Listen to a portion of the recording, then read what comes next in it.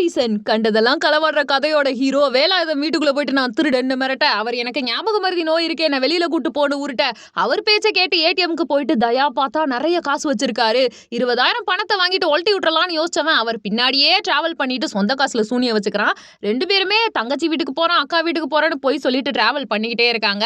தயாவுக்கு என்ன நடக்குதுன்னு ஒண்ணுமே புரியவே இல்லை. வயசானவர் தானே அப்படின்ட்டு அமைதியாவே கூட வந்துட்டு இருக்க அந்த மனுஷன் தயாவோட காசு எல்லாத்தையுமே கரைச்சு விட்டுட்டு இருக்காரு. அவனும் சரின்னு அவர் சொல்ற எல்லாத்தையுமே கேட்டுட்டே இருக்கான். பட் தயாவும் வேலாயுதமும் சேர்ந்து டிராவல் பண்ற எல்லா இடத்துலயும் ஒரு பொணம் விழுந்துட்டு இருக்கு.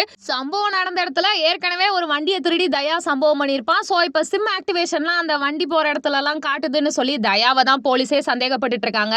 ஆனா உண்மையான ரியல் கல்பிரிட் யாருன்னா வேலாயுதம் தான். டெய்லி சரக்குல மாத்திரையை கலந்து வச்சுட்டு தயாவை தூங்க போட்டுட்டு யாரையோ போன் பண்ணி தனியா மீட் பண்ண வர சொல்லிட்டு ஒரு பொண்ணோட பேரை சொல்லிட்டு அந்த ஆளை கொலை பண்றாரு. இது தெரியாத தயா அப்பாவித்தனமா தன்னோட வீட்டுக்கு வேலாயுதத்தை கூட்டிட்டு போவான். அப்பதான் பிளாஷ்பேக் தெரிய வருது. வேலாயுதத்தோட பொண்டாட்டி சைல்ட் அபியூஸ்னால பாதிக்கப்பட்ட குழந்தைகளுக்கு கவுன்சிலிங் கொடுத்து கோர்ட்ல ஏத்தி அவங்களுக்கு நீதி வாங்கி தர போராடுவாங்க. ஆனா அவங்களுக்கு மறதி நோய் வந்துட்டனால கோர்ட்ல கேஸ் செல்லாம போயிருது.